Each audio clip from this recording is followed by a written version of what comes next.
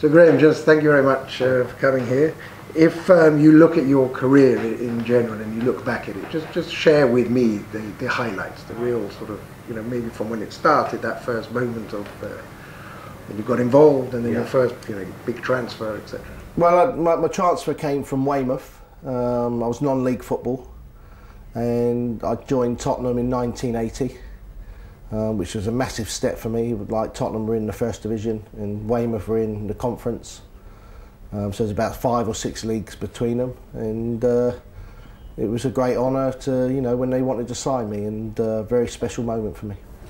Yeah, how does that feel when a club like Tottenham comes to a club like Weymouth and they ask for you? Well, there was 3 clubs. There was Oxford United at the time. There was West Brom, which I was very, very close to signing, and then Tottenham came in at the last moment and made a bid. And once I'd spoken to the manager, Keith Birkinshaw, it was the only club I wanted to sign for. And when my first day's training there, when I signed, the day I signed, with the likes of Glenn Hoddle and Ozzy Ardiles, Ricky Villa, Stevie Perriman, it was just a special club for me, and I enjoyed every minute of it.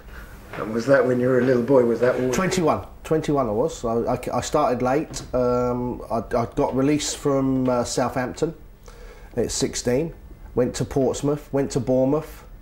Broke my ankle at Portsmouth, and then they released me. And then I went to Dorchester, who sold me to Weymouth, and Weymouth to Tottenham, and then Tottenham to England within 2 years. So not too bad.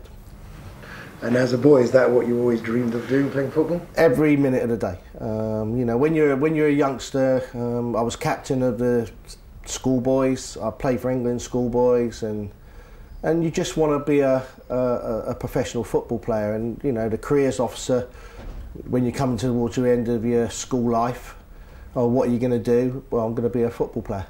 No, but what really are you going to do? And that was all I had in my mind. I just wanted to be a footballer. And every time I got a knockback, it made me a bit stronger. And the day I left Southampton, Laurie McMenemy, the actual words he said was, "I don't think you'll make a professional football player." And then years and years later, after I scored 7 goals against Southampton in my career, he shook me by the hand and said, "You proved me wrong, son." And that was a lovely moment. You were quite a defensive player, but you did score quite a lot of goals for a defence. 26, I think it was. No, more than I scored 36 for Tottenham, 23 for Chelsea. I think maybe 4 or 5 for Rangers, and maybe 6 or 8 for West Brom. I could play anywhere. That was the difference. I could play midfield, I could play at the back. Sometimes I got pushed up front, even in goal. So, Keith knew how to use me, but I did score a lot of goals for Tottenham from centre back. Yeah. And last weekend was tough for you, or you're okay with Arsenal winning the FA Cup? It's always tough when they win. But like, I thought Hull played very well actually for first half. I thought they dropped off a bit second half, but but if they have to win, they won the FA Cup. So we get on with it. And moving forward to the final sort of questions here, the World Cup coming up. Yeah. If you had to choose a player to play in your sort of role, who would you? For England, very difficult, because I don't think they're in that sort of mould at the moment.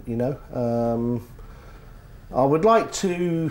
I look at it and I think, England need a leader. We have Steven Gerrard, we have Frank Lampard, but it's now for the youngsters, And the way I used to play, I don't think we have any players like that anymore.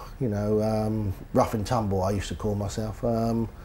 So it'd be very difficult, but hopefully the 2 centre halves we got, I think, probably are the best. I think John Terry should have gone. I know he's retired, but I think he should have gone for the last time. But you look at it, I think Jagielka and Cahill have a good understanding together. So maybe them 2 are the nearest they got to me. If you had to predict how far we're going to go in this World Cup, what would you think? I think we could surprise a few. I think we'll get to the quarter-finals. I think we'll get out the group stage. I think Italy are the big dangers to us. I think Uruguay, playing in their own continent, I think they'll be difficult. But what we have to do is not lose the first game. And if we get through that one, then you know, we have to make sure that we're ready for the next two and win either two or get good results in them. And it's going to be difficult because, you know, we went there last year though, and we played very well there last year in the Confederations Cup. So, you know, I'm expecting the boys to go there. We have a lot of good youngsters, no pressure.